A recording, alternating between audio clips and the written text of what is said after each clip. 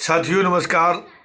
हम आज इस पौष मास के शुक्ल पक्ष की पुत्रदा एकादशी के महत्व की चर्चा कर रहे हैं। अतः ये एकादशी जनवरी 2024 के 21 तारीख को इसका व्रत रखने की व्यवस्था है। अतः युधिष्ठिर बोले, श्री कृष्ण, आपने शुभकारिणी सफला एकादशी का वर्णन किया। अब कृपा करके शुक्ल पक्ष की एकादशी का महत्व बतलाइए। उसका क्या नाम है, कौन सी विधि है तथा उसमें किस देवता का पूजन किया जाता है।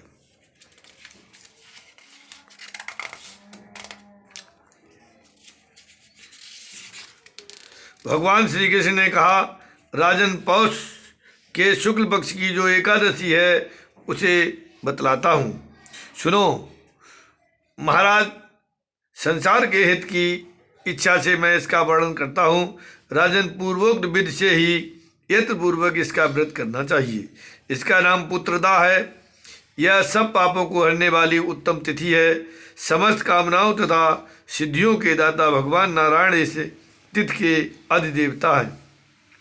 चराचर प्राणियों सहित समस्त त्रिलोकी में इससे बढ़कर दूसरी कोई तिथि नहीं है। पूर्व काल की बात है कि भद्रावती पुरी में राजा सुकेतुमान राज्य करते थे। उनकी रानी का नाम चंपा था। राजा को बहुत समय तक कोई वंशधर पुत्र नहीं प्राप्त हुआ, इसलिए दोनों पति पत्नी सदा चिंता और शोक में डूबे रहते थे।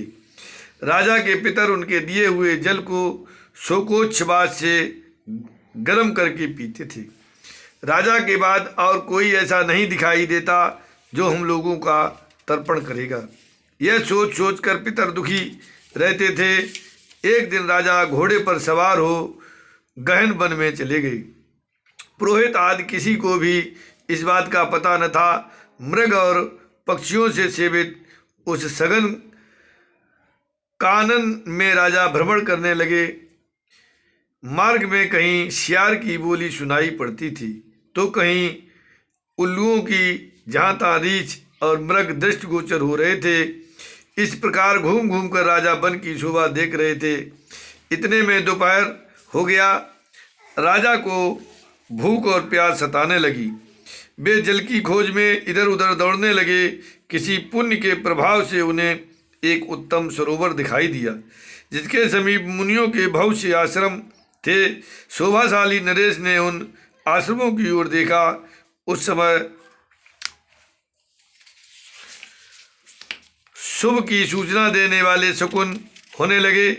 राजा का दाहिना नेत्र और दाहिना हाथ फड़कने लगा, जो उत्तम फल की सूचना दे रहा था। सरोवर के तट पर बहुत से मुनि वेद पाठ कर रहे थे। उन्हें देखकर राजा को बड़ा हर्ष हुआ। वो घोड़े से उतरकर मुनियों के सामने खड़े हो गए और पृथक पृथक उन सब की वंदना करने लगे। वे मुनि उत्तम व्रत का पालन करने वाले थे। जब राजा ने हाथ जोड़कर बारंबार दंडवत किया, तब मुनि बोले, राजन, हम लोग तुम पर प्रसन्न हैं। राजा बोले, आप लोग कौन हैं, आपके नाम क्या हैं तथा आप लोग किस लिए यहाँ एकत्रित हुए हैं, यह सब सच सच बताइए। मुनि बोले, राजन, हम लोग विश्व देव हैं, यहाँ स्नान के लिए आए हैं। माघ निकट आया है। आज से 5वें दिन माघ का स्नान आरंभ हो जाएगा। आज ही पुत्रदा नाम की एकादशी है, जो व्रत करने वाले मनुष्यों को पुत्र देती है। राजा ने कहा, विश्व देवगण, यदि आप लोग प्रसन्न हैं तो मुझे पुत्र दीजिए। मुनि बोले, राजन, आज के ही दिन पुत्रदा नाम की एकादशी है। इसका व्रत बहुत विख्यात है। तुम आज इस उत्तम व्रत का पालन करो।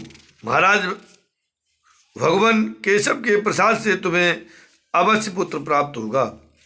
भगवान श्री कृष्ण कहते हैं, युधिष्ठिर, इस प्रकार उन मुनियों के कहने से राजा ने उत्तम व्रत का पालन किया और महर्षियों के उपदेश के अनुसार विधिपूर्वक पुत्रदा एकादशी का अनुष्ठान किया। फिर द्वादशी को पार करके मुनियों के चरणों में बारंबार मस्तक झुकाकर राजा अपने घर आए। तदनंतर रानी ने गर्भ धारण किया। प्रसव काल आने पर पुण्यकर्मा राजा को तेजस्वी पुत्र प्राप्त हुआ।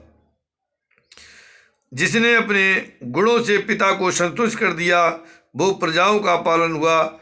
इसलिए राजन पुत्रदा का उत्तम व्रत अवश्य करना चाहिए। मैंने लोगों के हित के लिए तुम्हारे सामने इसका वर्णन किया है।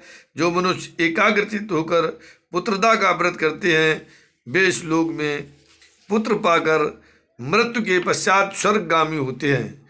इस महात्म को पढ़ने और सुनने से अग्नि स्टोम यज्ञ का फल मिलता है। तो साथियों, इस कथा को अवश्य ही सुने और अखंड पुण्य प्राप्त करते हुए इस पुत्रदा एकादशी की समस्त साथियों को शुभकामनाओं सहित बहुत बहुत शुभ आशीर्वाद।